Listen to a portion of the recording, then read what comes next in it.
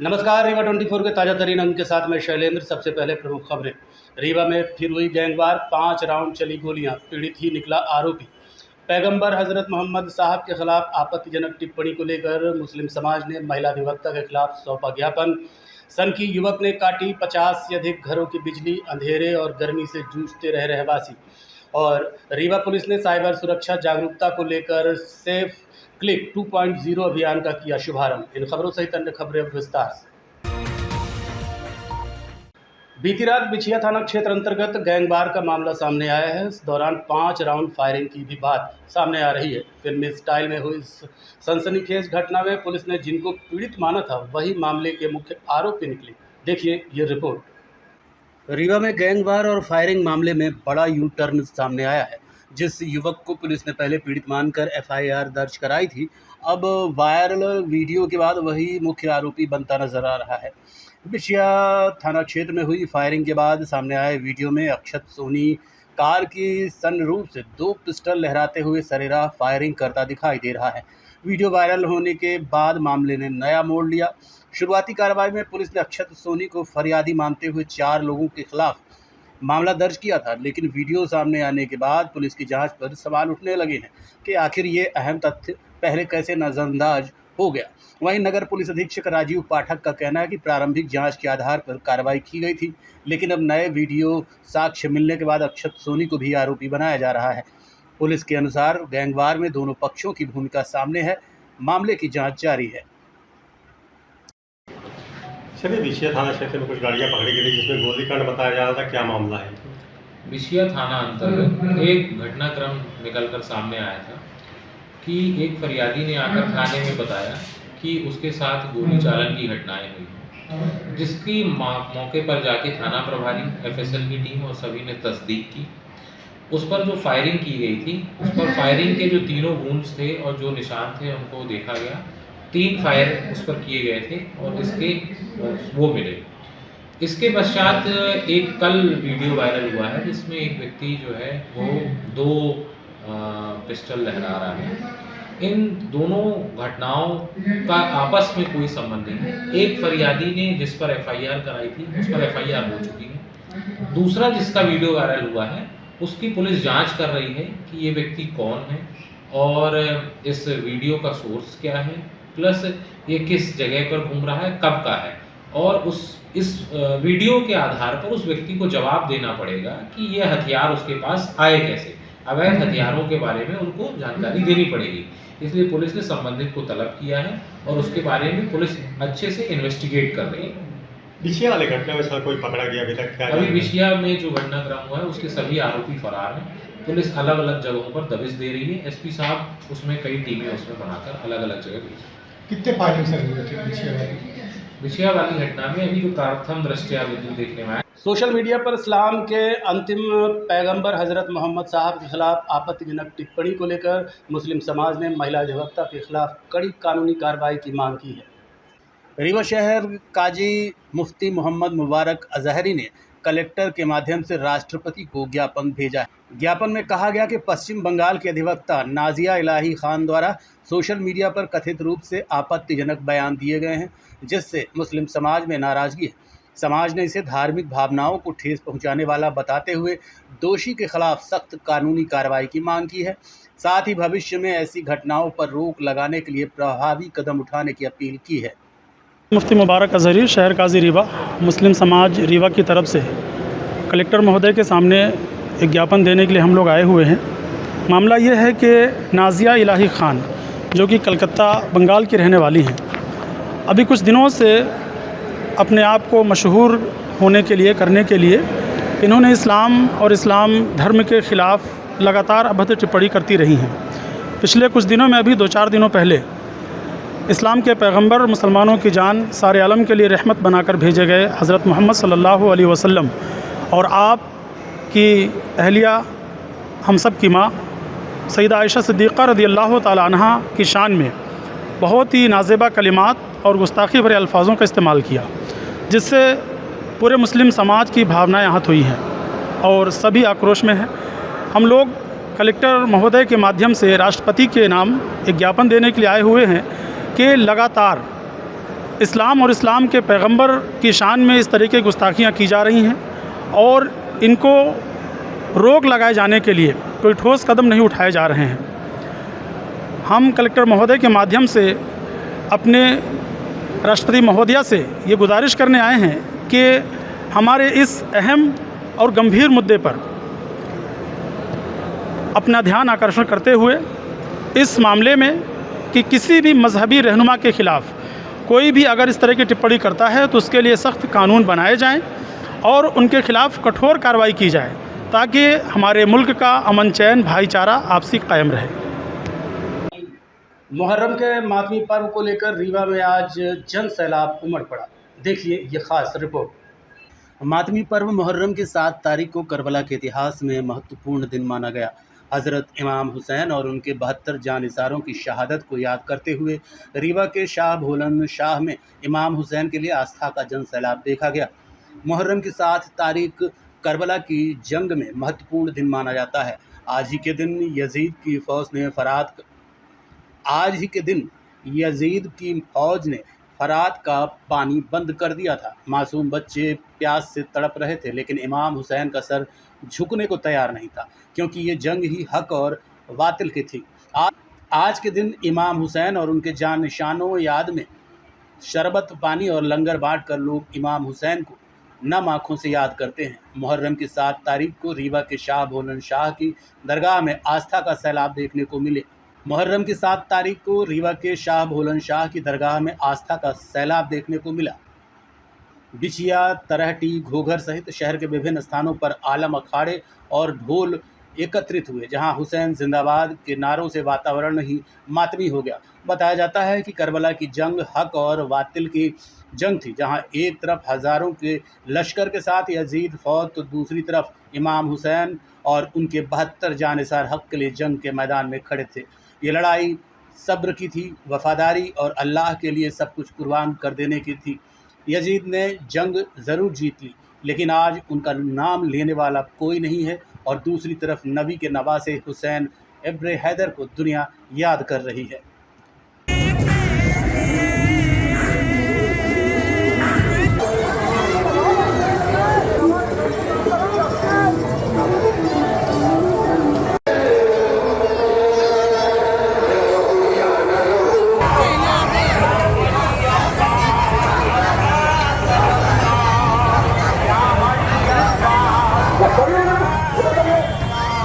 बीती रात पांडेन टोला वार्ड क्रमांक 29-30 में एक सन की युवक ने आधा सैकड़ा से ज़्यादा मीटर कनेक्शन काट दिए। इसके बाद लोग गर्मी में परेशान होते रहे। रीवा के सिटी कोतवाली थाना क्षेत्र में आधी रात को एक सन की युवक ने पूरे मोहल्ले को गर्मी में परेशान कर दिया। युवक ने आधी रात को इस घटना को अंजाम दिया, जो CCTV में कैद हुई है। अधिकांश लोगों ने तो ये समझा कि बिजली गुल हो गई, लेकिन इस दौरान कुछ घरों के मीटरों में आग लग गई। सुबह होते बाहर देखा कि सभी मीटर के कनेक्शन कटे हुए हैं। जब इस बात की जानकारी के लिए आसपास लगे CCTV कैमरे खंगाले गए तो एक सन की युवक कनेक्शन काटता दिखाई दिया। घटना की सूचना विद्युत मंडल को दी गई। सूचना के आधार पर विद्युत मंडल की टीम मौके पर पहुंची, जहां लोगों के कनेक्शन सुधारने का काम किया गया। जिन स्थानों पर मीटर में आग लगी, गनीमत ये रही कि किसी तरह की अप्रिय घटना नहीं हुई। फिलहाल CCTV कैमरे के फुटेज के आधार पर अब आरोपी की पहचान करने का प्रयास किया जा रहा है।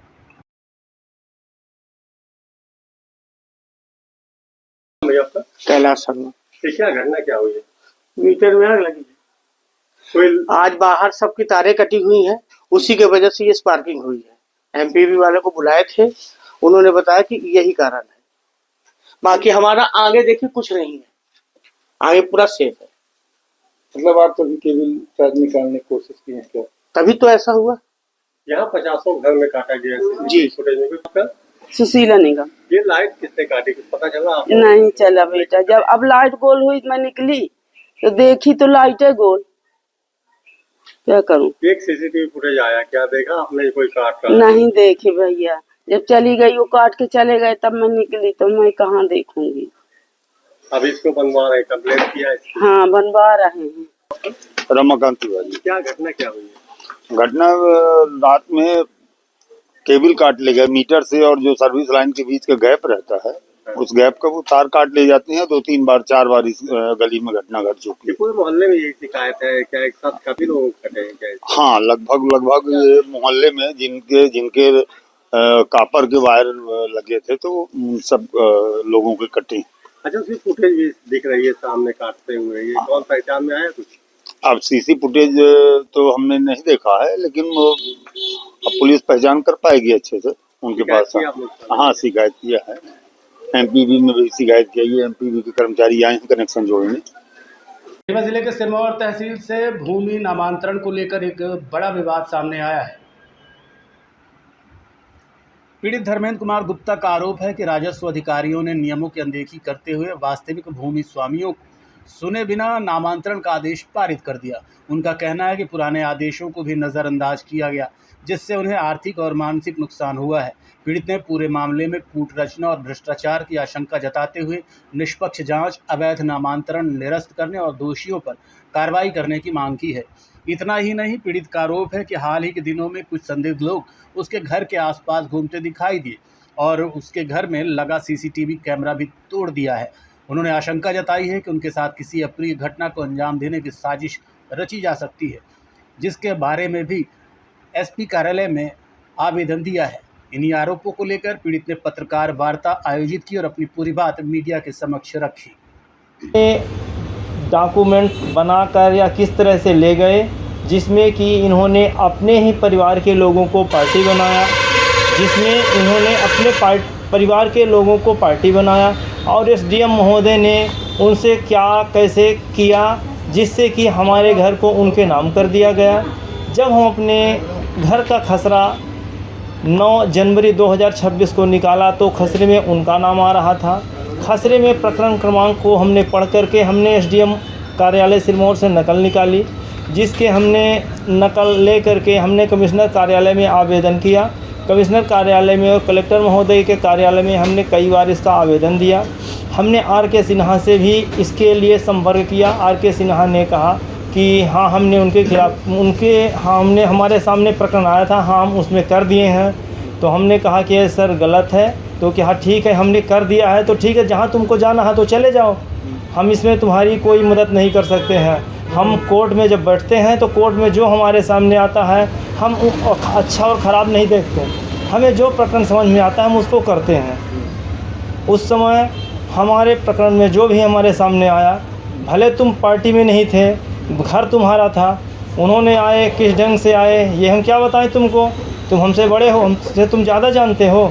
हमें एसडीएम महोदय सिरमौर में जो पदस्थ आर.के. सिन्हा थे, तुम्हें जो करना है, जहाँ जाना है, हाई कोर्ट चले जाओ या जहाँ चले जाओ, हमको जो ठीक लगा, जो हमारे सामने प्रकरण आया तो हमने कहा सर क्या हर तीसरे दिन या हर चौथे दिन किसी को प्रकरण आता है तो उसमें आप पेशी करके ज़बरदस्ती मनमानी तरीके से, हमने ये तक भी कहा श्रीमान जी आप किसी नंबर का आदेश कर रहे थे तो उस नंबर का आप एक ज़रा सा खसरा निकाल कर देख सकते थे कि इस खसरा नंबर में किस व्यक्ति का नाम है, क्या उसी व्यक्ति का नाम है जिसका पार्टी में। कहा हमें तुम ज्ञान मत बताओ, तुम हमसे ज़्यादा नहीं जानते हो, हमें जो मन में आएगा वो हम करने के लिए स्वतंत्र हैं और हमने ऐसा किया है। जहाँ पे तुम्हें जानना बने, जिसके पास जाना बने, तुम जाके जो हमारे खिलाफ करना हो कर लो। अब इसके बाद क्या समस्या जा रही है आपको? उसके बाद हमने यहाँ तक तो अभी तक खूब था, फिर उसके बाद हमने कमिश्नर महोदय को आवेदन दिया। कमिश्नर महोदय द्वारा कहा गया कि हमने इसमें कार्रवाई कर रहे हैं, उनके द्वारा आवेदन लिया गया, जबकि हमारे कमिश्नर कार्यालय में आज 4 पेशियाँ बीत गई,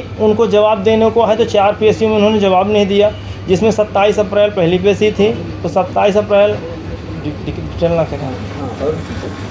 देखते रहिए Rewa 24 news city cable network. मिलते हैं इस छोटे से ब्रेक के बाद। शर्मा की दुल्हन जब ब्याह के आई, संग रीवा ज्वेलर्स का हार ले आई,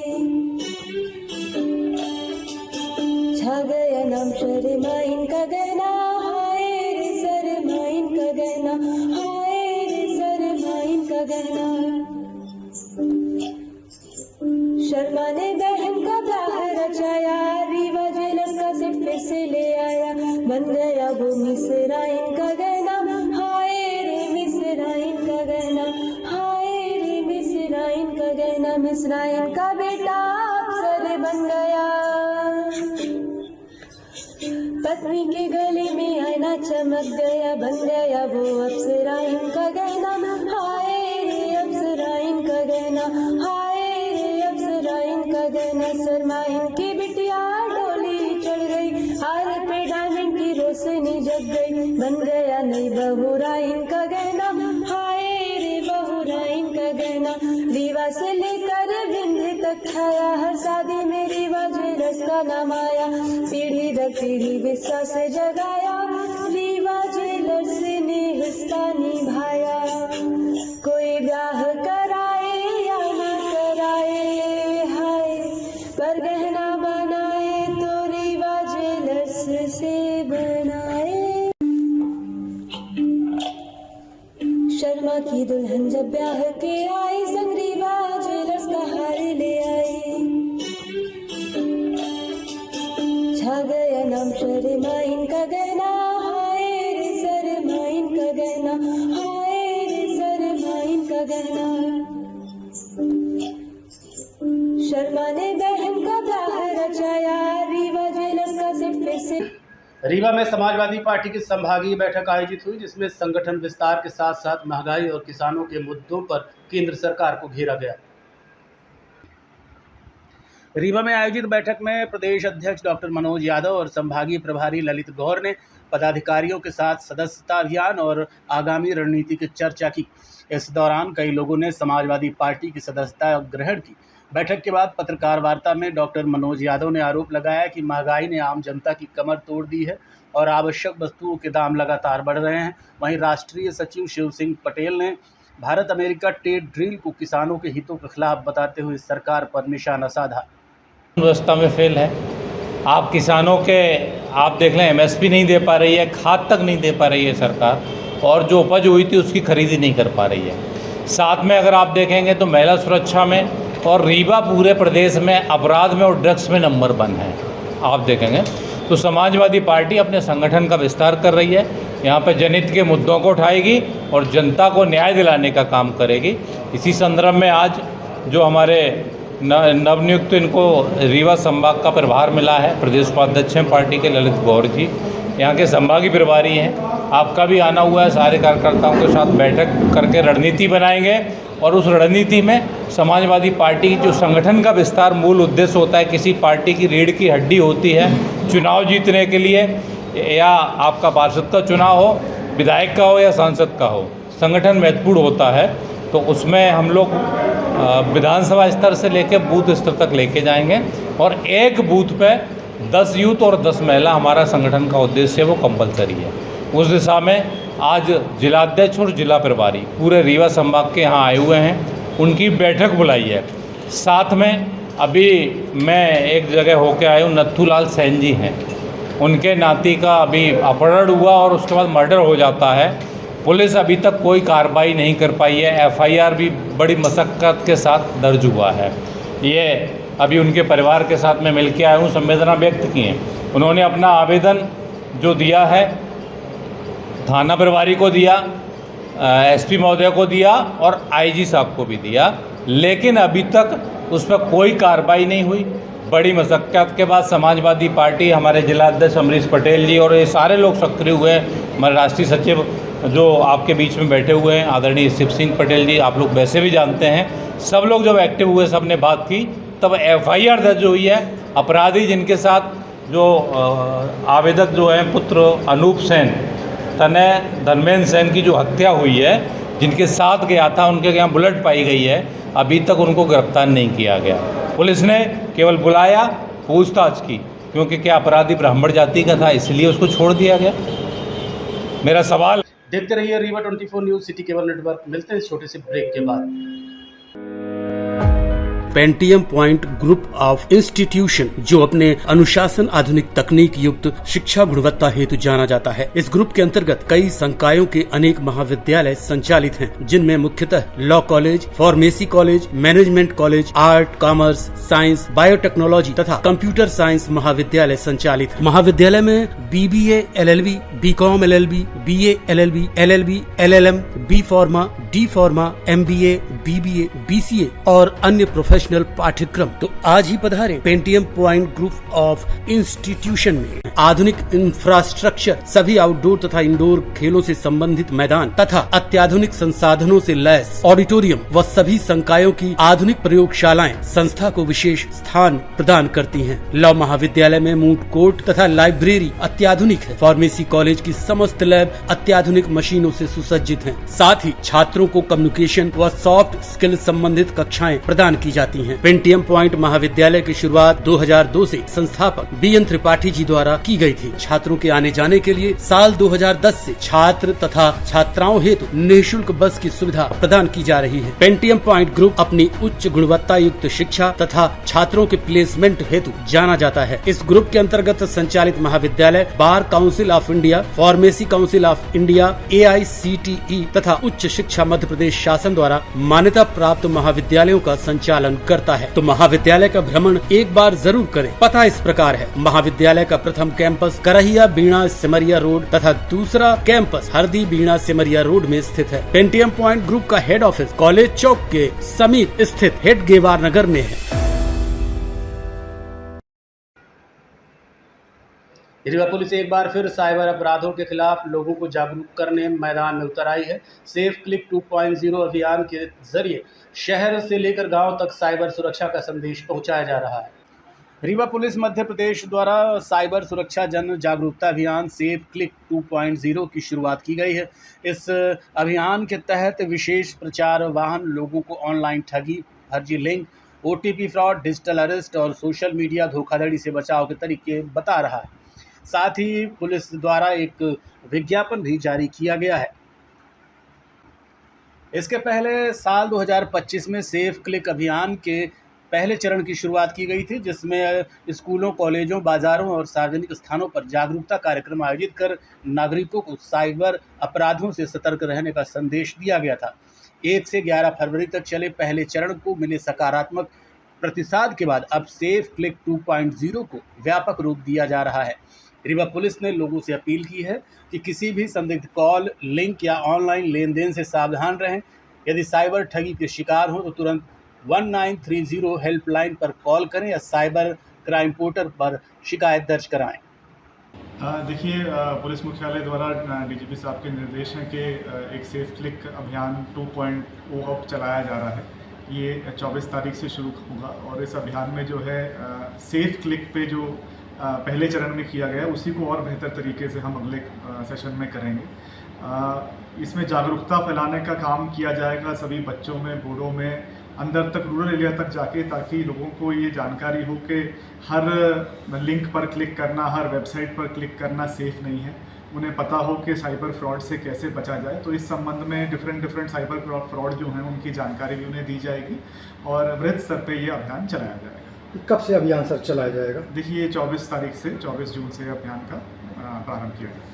किस तरीके से, मतलब लोगों जैसे लिंक आती है, OTP आती है, पैसा कट जाता है खाते से? देखिए, आजकल जो सबसे ज़्यादा कॉमन है वो APK फाइल जो आती है आपके पास, कोई शादी का इनविटेशन बन के या कोई और ऐसा PDF फाइल जो दिखता है कि फ़ाइल है, कोई कागज़ है, ऐसा दिखता है। उसमें जो है आपके APK फाइल आपके फ़ोन में जो डाउनलोड होती है और उससे जो साइबर फ्रॉडस्टर है उसको आपकी फ़ोन की या डिवाइस की जो है रिमोट एक्सेस मिल जाती है।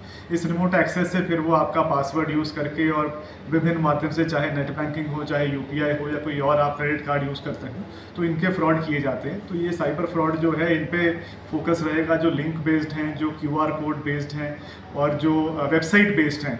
कई ऐसे मामले आते हैं जिसमें निवेश किया जाता है, फर्जी वेबसाइट दिखाई जाती है और उसमें निवेश के नाम पे या पैसा दोगुना करने के नाम पे पैसा ट्रांसफ़र किया जाता है। तो इन संबंध में जो है बृहद स्तर पर एक जागरूकता कार्यक्रम चलाया जाएगा। डिजिटल अरेस्टिंग के माध्यम से जैसे लोगों को फंसाया जाता है जी, इस तरीके की? देखिए, डिजिटल अरेस्ट जैसा आपको संज्ञान में है कि सेफ क्लिक 1.0 जो शुरू हुआ था उसमें डिजिटल अरेस्ट के ऊपर जो है बहुत बड़े स्तर पर जानकारी दी गई थी, लोगों को साझा की गई थी कि ऐसी कोई भी कार्रवाई नहीं होती है जो ऑनलाइन आपको अरेस्ट कर लिया जाए।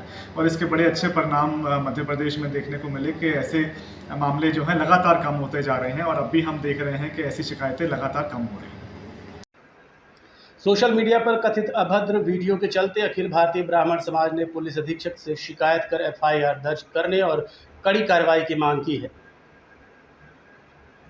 मंगलवार को अखिल भारतीय ब्राह्मण समाज मध्य प्रदेश के प्रदेश सचिव पंडित सतीश चौबे के नेतृत्व में सामाजिक कार्यकर्ताओं ने एसपी कार्यालय पहुंचकर लिखित शिकायत सौंपी। शिकायत में आरोप लगाया गया है कि ग्राम ककहरा निवासी आलोक पटेल ने फेसबुक पर एक रील बनाकर ब्राह्मण समाज और पुलिस विभाग के खिलाफ आपत्तिजनक भाषा का प्रयोग किया। संगठन का कहना है कि वीडियो में गाली गलौच और जान से मारने की धमकी जैसी बातें कही गई, जिससे सामाजिक सौहार्द प्रभावित हो सकता है। शिकायत के साथ फेसबुक स्क्रीनशॉट भी पुलिस को सौंपे गए हैं। संगठन ने मांग की है कि मामले की जांच कर संबंधित धाराओं में एफआईआर दर्ज की जाए और दोषियों के खिलाफ तत्काल वैधानिक कार्रवाई की जाए। साथ ही चेतावनी दी है कि यदि उचित कार्रवाई नहीं हुई तो आंदोलन किया जाएगा। जल्दी ज्ञापन दिया क्या आज हम लोग एसपी आप यहाँ से ज्ञापन अरे तैयार होते आलोक पटेल करके उनके द्वारा ब्राह्मण समाज को गाली दी गई, मतलब गाली ऐसी दी गई है कि अपन उसको बता नहीं सकते। इसी उसमें आए थे हम लोग पुलिस अधीक्षक साहब से मिले, उन्होंने आप आश्वासन तो दिए हैं, एसपी साहब को बोल दिए हैं कि इनके ऊपर जो भी है प्रकरण दर्ज किया गया। ये आए दिन लोग सोशल मीडिया पे बिल्कुल ये एक ट्रेंड बन गया है कि आप ब्राह्मण समाज की गाली दो और कल सुबह माफ़ी मांग लो, जैसा कि अभी उसने गाली दिया और सुबह माफ़ी मांग लिया। इसलिए हम चाहते हैं कि तत्काल इसके सख्त सख्त कार्रवाई हो। जैसे ये अभद्रता जो फैला रहे हैं, सौहार्द बिगाड़ रहे हैं, तो ऐसा ये बंद कर दें। आज के अंक में इतना ही। देखते रहिए रीवा 24 न्यूज़। नमस्कार।